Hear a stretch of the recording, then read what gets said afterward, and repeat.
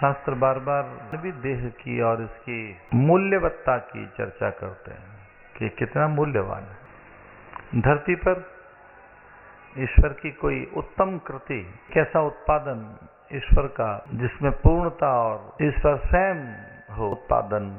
मनुष्य योनि, ब्रह्मा जिसके पैदा स्वयं अनुभव करते हैं कि मैं धन्य हुआ।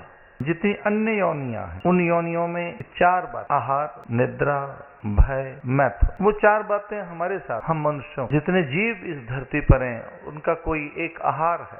प्रत्येक जीव का कोई भोजन, तो ये भी कहा गया है जीवो जीवस्य भोजन, जीवों का भोजन स्वयं जीव। तो इस धरती पर हम जितने प्राणी हैं हम सबका कोई एक तो आहार की दृष्टि से हम सब कोई भोजन जरूर ले। निद्रा, और निद्रा की प्रवृत्ति प्रत्येक प्राणी, एक प्राणी तो मैंने ऐसा देखा ऑस्ट्रेलिया में जो प्राणी लगभग 20-22 घंटे सोता है, थोड़ी देर के लिए जगता है। पिछले दिनों जब हम ऑस्ट्रेलिया में थे तो वहाँ उस जीव को हमने देखा जो प्राय निद्रा में। हम जितने जीव हैं कोई हमारा भोजन, हमारे आसपास निद्रा रहती है और भय, हम सब अपने अस्तित्व के लिए, अपनी सत्ता के लिए भयभीत है। तो भय सब जगह देखा जा, प्रत्येक प्राणी अपने जीवन के लिए भयभीत रहे। चौथी एक बात और कि प्रत्येक प्राणी अपना विस्तार, प्रत्येक प्राणी का अपना एक संसार है और उसमें वृद्धि होती रहती है। उस समूह, उसका ही नाम मैथुन। मैथुन का अर्थ है कि अपना विस्तार, अपने अंश का, वंश का,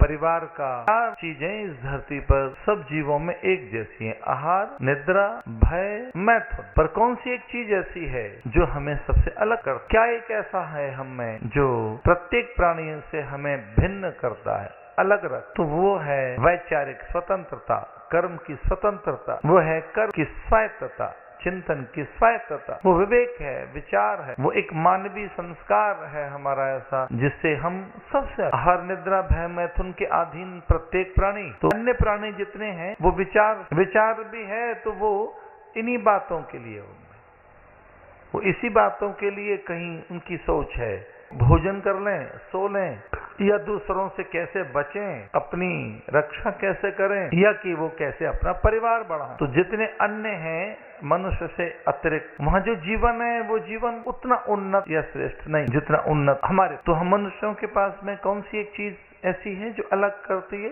वो हमारे जीवन में है कर्म की स्वतंत्र, विचार की स्वतंत्र, अभिव्यक्ति की स्वतंत्रता। इसलिए ये जो योनि है 2 चीजों के लिए मिली, एक तो भोग के लिए और दूसरा अपवर्ग। जो हमें जीवन मिला है तो एक तो हम भोग कर लें, हमें भोग, और फिर भोगों में से उपराम होकर भोग के सच को जानकर हम जीवन की सिद्धि कर लें।